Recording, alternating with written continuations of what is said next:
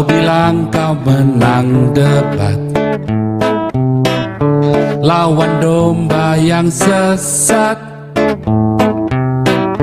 Kau bilang banyak yang tobat. Nah, beberapa orang lalu dengan lantang mengharamkannya. Nah, itu terserah mereka, ya. Kalau saya tidak Natalan karena bukan haram, saudara ya. Tidak merayakan Natal 25 Desember itu bukan karena haram. Nah, hari ini saya merayakan Natal, saudara ya. Kami dalam 2 tahun ini, 2 tahun berturut-turut, kami merayakan Natal dengan semangat. Ya, mengapa kita dengan semangat merayakan Natal? Ya karena kita sudah jadi orang Belanda, saudara ya. Kita sudah jadi orang Belanda, kita tinggal di sini, ya kita adopsi budaya di sini. Natal adalah budaya orang-orang Eropa. Dan saya dengan senang hati untuk menjadi orang-orang Eropa mengadopsinya, saudara ya. Nah, di samping saya merayakan Imlek, Cap Gomeh, saya juga merayakan Natal, ya. Saya merayakan Natal, saya merayakan Easter, ya kan. Saya juga merayakan apalagi Halloween. Halloween. Nah, nanti tahun 2023 kita akan merayakan Halloween ya, saudara. Perang lawan Belanda menang. Sampai hari ini nggak bakal menang, saudara. Sampai detik hari ini kalian perang lawan Belanda nggak bakal menang. Saya nggak bakal menang dah. Ketokan kepala saya kalau kalian bisa menang perang lawan Belanda. Mau perang pakai senjata, pakai nuklir sekalipun, mau pakai apa? Mau perang pakai ekonomi, nggak bakal menang, saudara. Cadangan emas Belanda itu nomor 3 terbesar di dunia. Ya, nomor 1 Amerika, kedua Cina. Amerika kalah karena apa? Karena jumlah rakyatnya 300 juta, saudara ya. Cina 1,5 miliar. Jadi sebenarnya per orang, Belanda paling gede, saudara. Per orang, cadangan emas untuk per orang. Belanda paling besar, saudara. Sedunia. Jadi kalian mau perang ekonomi nggak bakal menang, perang pakai senjata pun nggak bakal menang, saudara.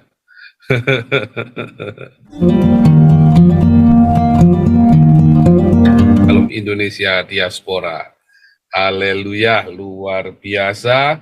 Malam ini koinonia kita, ya bukan gubrak-gubrak, bukan untuk ini ya, bukan untuk berantem. Malam ini kita mau sama-sama belajar firman Tuhan, mendengar firman Tuhan. Judulnya haram merayakan Natal. Luar biasa, saudara. Kemarin kita ini ya penginjilan di Den Haag lagi ya, sudah mulai lagi kita ya. Mana nih kemarin penginjilan di Den Haag? Mana tadi? Nah, kie lakone. Mana lakone? Wah, enging eng. Nah, waduh, mana nih? Wih, in action ya. Saya lagi barusan belajar main saksofon, saudara saya ya. Harusnya sudah dari kemarin kita udah punya saksofon dari 2 tahun yang lalu, tapi terus karena kesibukan ya. Terus saya tatitut karena pemain saksofon kita ini baru pulang, udah mau ikut, mendadak kurang sehari bilang sakit. Waduh, wah. Terus pemain drum kita yang orang Yahudi itu mendadak dia sama ininya dia kan punya sticking sendiri kan. Nah dia lagi ada acara dengan stickingnya dia. Terus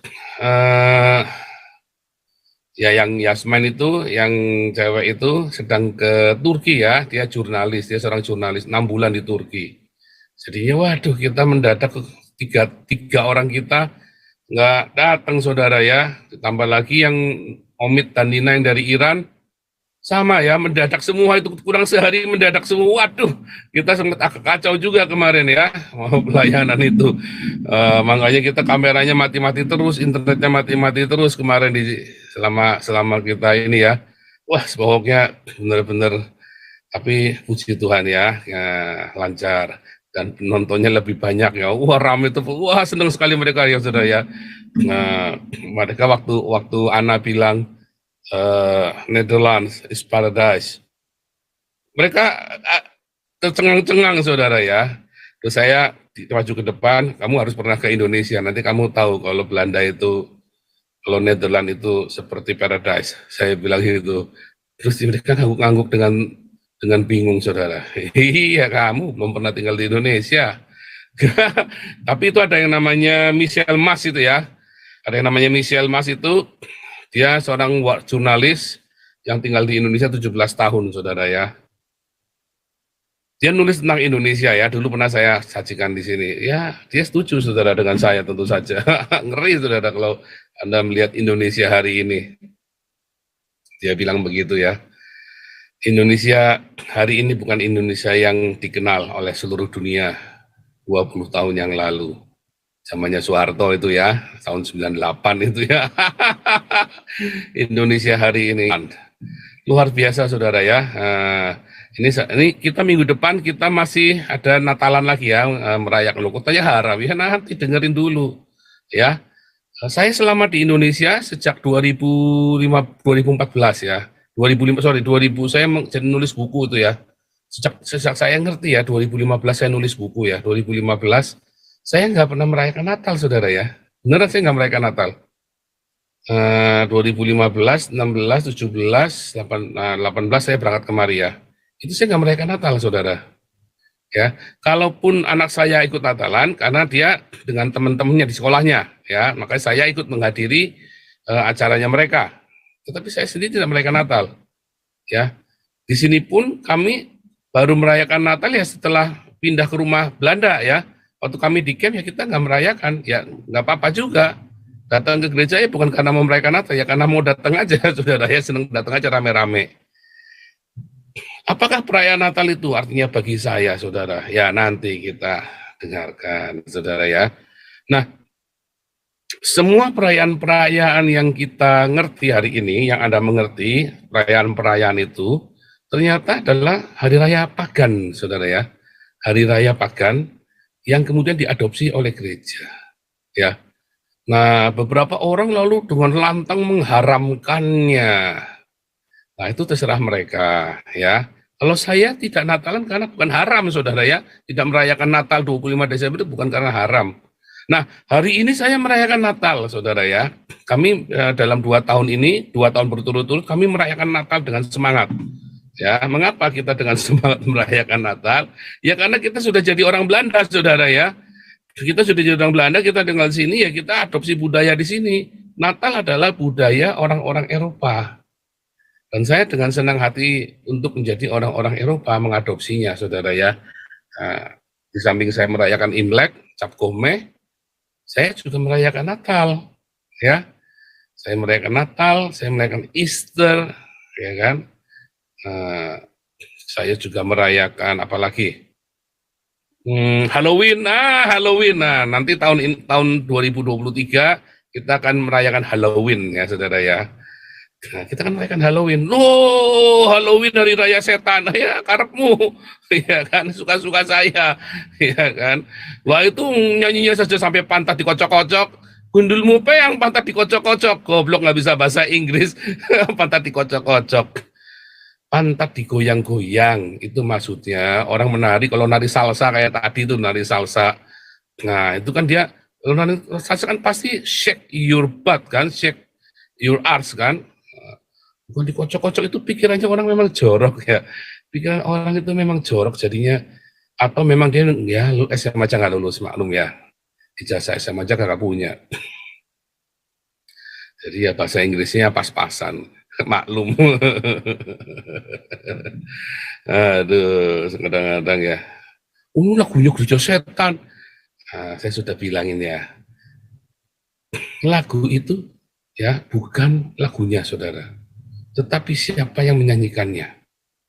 Ya, siapa yang menyanyikannya. Bukan masalah lagunya, saudara. Itu, saudara. Ya, Anda tahu nggak lagunya yang Morning Has Broken itu? Na na na na na na na na na na na. Saudara tahu lagu itu kan sangat populer di gereja-gereja kan? Di seluruh gereja sampai hari ini dinyanyikan. Kalau Anda di GKI itu ada, malah ada di buku ininya, malah ada di buku apanya itunya mereka, ya. Saudara tahu nggak itu lagu siapa yang ngarang? Yang ngarang itu orang Islam, saudara. Ya, lagu itu dipakai di gereja. Morning has broken, ya. Morning has broken.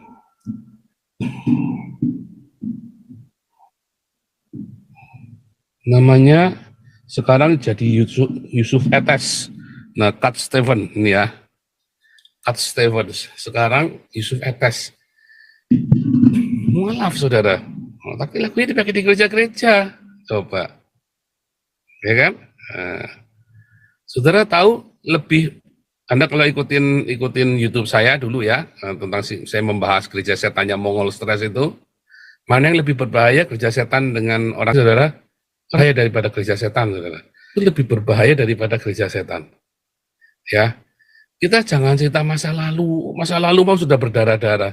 Setiap tahun, setiap masa, setiap generasi, bahkan sampai hari ini, saudara, jumlah korban kekejaman atas nama agama, ritual, ya, jumlah korban kekejaman ritual jauh lebih banyak daripada gereja setan, saudara. Ya, dan dia ini lagunya dipakai Anda di gereja loh, saudara, buat nyanyi. Wah, bahkan sampai nangis-nangis itu ada nyanyi lagu ini kan. Morning has broken, na na na. Nah, itulah saya nggak mau. The morning has broken like the first morning. Blackbird has spoken like the first bird. Bagus ya. Prize for the singing, prize for the morning. Bagus ya.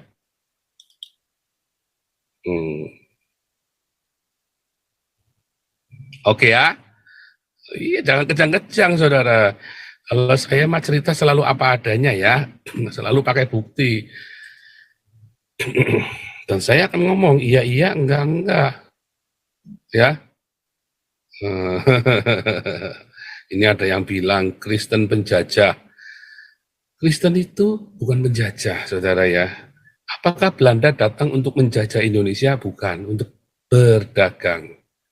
Lalu orang-orang ya demi dia menyingkirkan, menuntaskan kerajaan Majapahit, mereka harus bekerja sama dengan orang Belanda ini, ya kan?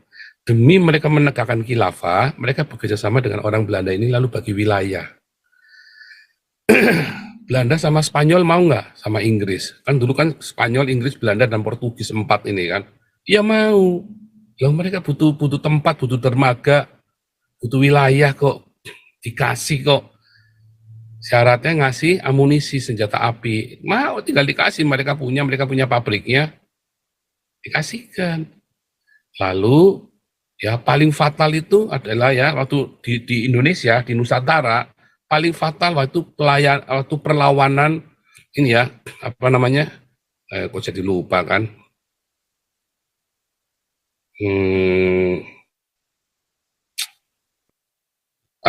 Itu ya yang akhirnya Belanda menyerahkan Pantura itu ya. Siapa yang ingat? Aduh, saya jadi lupa kan, jadi blank ya. Jadi demi mengalahkan putra Majapahit terakhir ya, keturunan Majapahit yang terakhir, sama yang Sakti Mandraguna itu saya jadi lupa jadinya. Sebentar, aduh, Trunojoyo, Trunojoyo ya. Demi mengalahkan Trunojoyo ini ya, lalu Sultan Amangkurat ini dia menyerahkan pantai utara, saudara, Jawa. Itu cikal bakal, itu awal kalinya Belanda kuat. Tadinya enggak, saudara. Tapi Belanda diminta tolong untuk menangkap Trunojoyo. Ya, salah kamu. Lalu dikasih Pantura. Ternyata Trunojoyo itu Sakti Mandraguna, saudara. Ya, dia bukan orang Islam yang pasti. Dia ngelawan Belanda habis-habisan. Si Trunojoyo ini bukan orang Islam, saudara ya. Dia adalah pewaris sah tahta Majapahit, saudara. Karena Amangkurat ini kan kudeta dia kan, dari Majapahit kan. Amangkurat ini keturunannya Sultan Demak kan. 7 tahun perang. Akhirnya biaya perangnya pakai Salatiga, Muntilan, dan sekitarnya itu ya. Itu diberikan, makanya itu jadi wilayah Kristen kan, Salatiga, Muntilan itu kan, Magelang, itu ya, supaya kamu ngerti ya.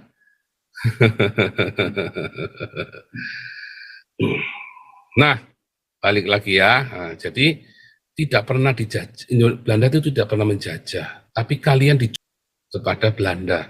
Belanda mah happy-happy saja, karena Mengapa mereka happy-happy? Mengapa mereka tidak mencoba mengkristenkan Nusantara, saudara? Ya, karena para pejabat-pejabat yang licik ini lebih senang kalau Nusantara, kalau kalian jadi Kristen, kalian kan jadi pinter kan? Akhirnya apa? Kalian ngelawan, ya kan? Kalian ngelawan kalau jadi Kristen.